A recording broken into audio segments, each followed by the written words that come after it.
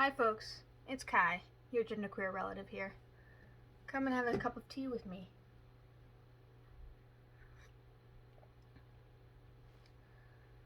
A friend asked if I could talk today about isolation, about gender identity and gender feelings and stuff like that. And it's important to have candid relationships about things like that because a lot of people think that you have to figure out who you are all in one go, or figure out your gender identity when you're young, or figure out your gender identity when you're an adult.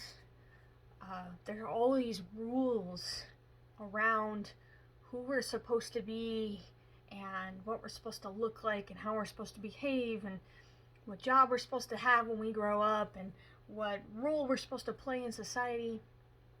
And then we realize at some point, hopefully we realize, that those rules are all made up. They're all rules that were designed to keep some people in line and other people in charge. And then stuff happens, like this big pandemic that keeps a lot of people at home and should have kept more people at home, to be honest. And we spend all this time with ourselves. More time than most of us have ever spent by ourselves. There's some exceptions, obviously, because some people have been housebound a long time. Some people have to remain because society is not accessible to them. And so isolation is more of a common theme. But for a lot of people, this is a new feeling. And by a new feeling, I mean a new feeling for the last 375 days of March.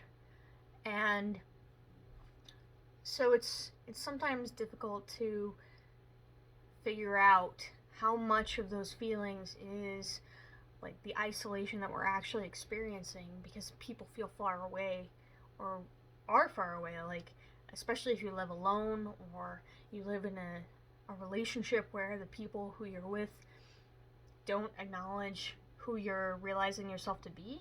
All of those things make isolation much harder.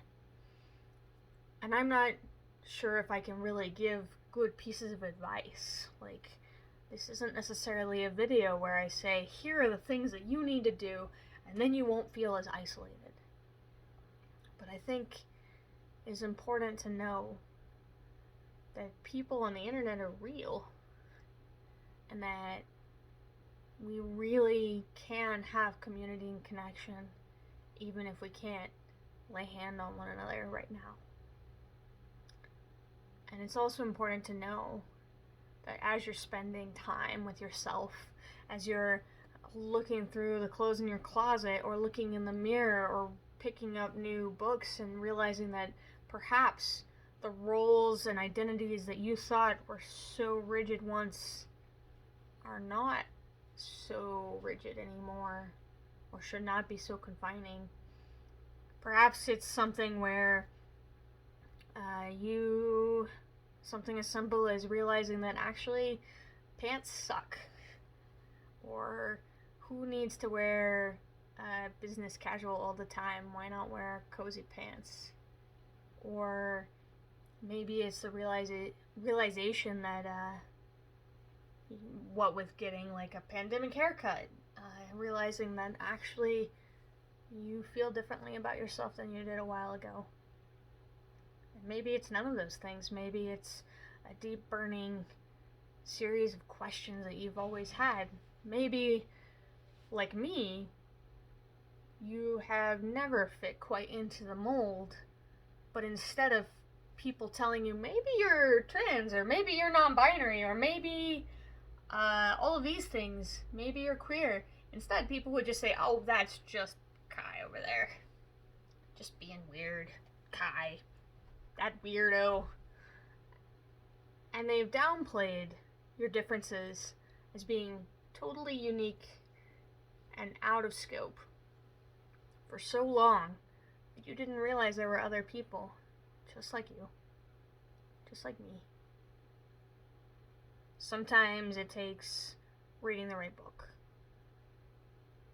And I will say that if finding yourself in non-binary identity is what you're looking for, it can be hard to read the right book. There aren't enough of them out there. There are a couple I really enjoy. They are graphic novels. One of them is called Genderqueer, a memoir, and the other one is called Mooncakes. And the latter doesn't actually have much to do with mooncakes, but it does have a non-binary werewolf in it, and it's a very good feel-good story. I would say finding yourself in stories is important. And I found a lot of comfort reading the series of Transcendent anthologies. There are 4 volumes out there. Unfortunately, I don't think there will be any more volumes because of problems with the publisher. But Transcendent 1, 2, 3, and 4 are a series of books, anthologies of short stories of trans experiences across the gamut of trans experiences. And they're sci-fi and they're fantasy and they're beautiful, and some of them are really hard and some of them are really touching. But the important thing is that they're stories that can show that you're not alone, and that there are a lot of different experiences of living, and those things are important. And I think I will say there's a limit to watching things for the representation. Obviously, like there are lots of terrible queer trauma stories out in media. I wound up watching John Wick 3 just because I heard a non-binary character was being played by a non-binary actor, and I thought that was going to be amazing. And having not seen John Wick 1 or John Wick 2, John Wick 3 was a little bit intense. I do enjoy the character, but I wouldn't recommend the movie per se unless you're into intense action films. But it is important to find yourself in things. And if you can't find yourself in the stories that exist, there's always AO3. There sure are a lot of stories there for finding yourself, because people have been writing themselves into the stories when the authors wouldn't for a long time. As for this isolation that we're all experiencing,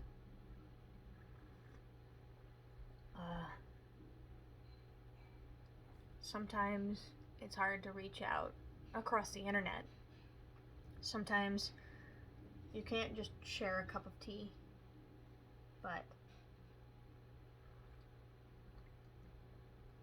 I would say that now is more important than ever to look for people who have a chance of understanding you.